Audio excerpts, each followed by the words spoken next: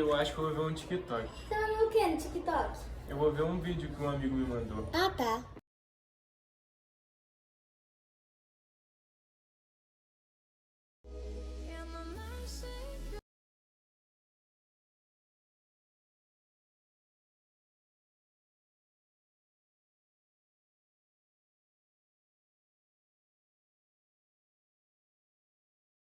Cara, eu tava aqui ouvindo uma música. Escuta só.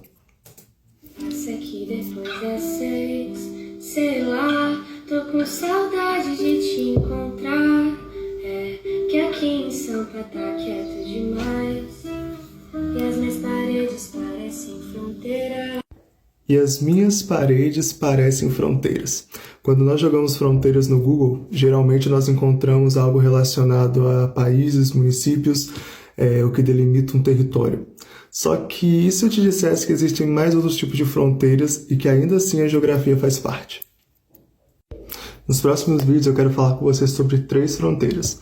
A primeira, a fronteira das emoções. A segunda, a fronteira da arquitetura hostil. E a terceira é a fronteira da Covid-19. Curte a parte 2. Caraca, que vídeo interessante. Acho que eu vou ver mais vídeos.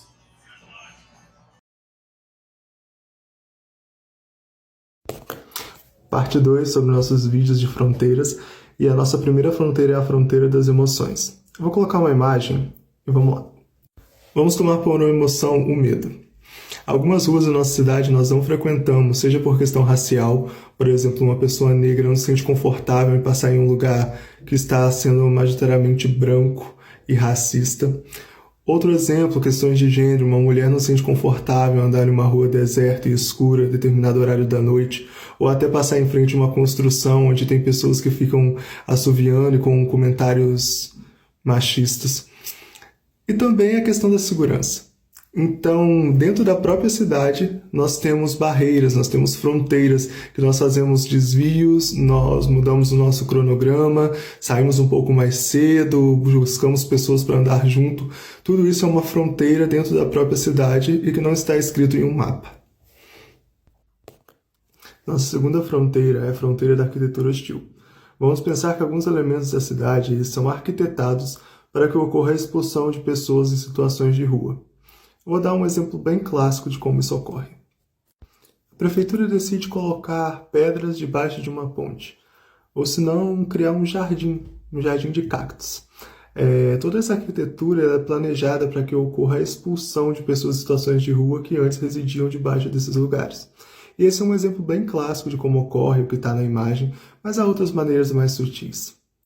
Podem ser através de bancos que recebem barras de ferro, pequenos pinos que colocam na calçada para que pessoas não consigam dormir mais ali. Podem ser plantas debaixo de sacadas para que não encontrem mais abrigos. Então tudo isso são arquiteturas que estão dentro da cidade, são bem sutis, mas estão querendo expulsar alguém dali.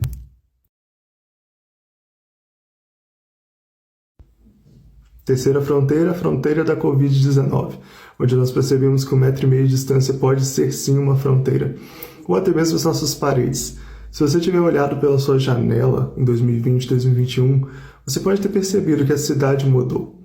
O cheiro da cidade mudou, o ritmo da cidade mudou, e uma tentativa de diminuir a distância, nós começamos a desbravar novos territórios, novas cartografias, fazer novas grafias. Eu queria dar alguns exemplos para você.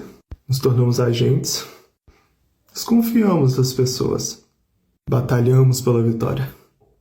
Além disso, chamadas de vídeo, aplicativos que nos conectam com pessoas de outros lugares, isso tudo nos ajudou a encurtar a distância nesses momentos. Momentos que ainda estamos vivendo e ainda existe uma fronteira entre nós. Então, convido você a fazer parte disso, de ter um olhar novo e fazer novas grafias por aí. William, você viu Oi. que o Rodolfo postou outro vídeo no TikTok? Outro vídeo no TikTok? A gente precisa ver esse vídeo. Senta aqui pra gente ver.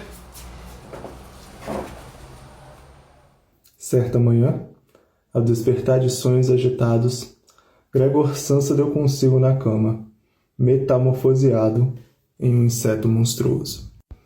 Vamos falar mais um pouquinho sobre pessoas em situação de rua e eu queria te mostrar uma imagem.